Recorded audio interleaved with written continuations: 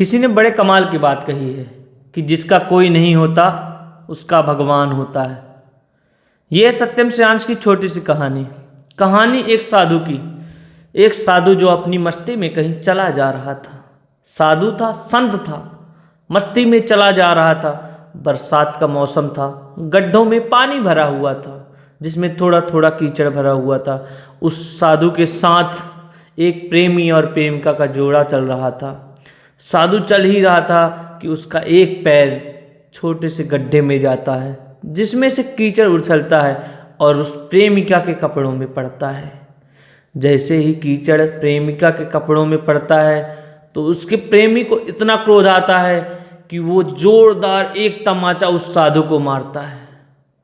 साधु तमाचा खाने के बावजूद कुछ नहीं बोलता है, बस ऊपर देखता है और मुस्कुराता है और आगे की ओर चल देता है।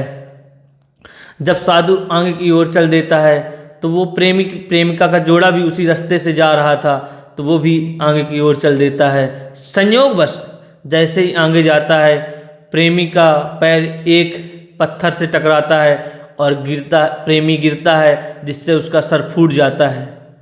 लोगों की भीड़ इकट्ठा होती है।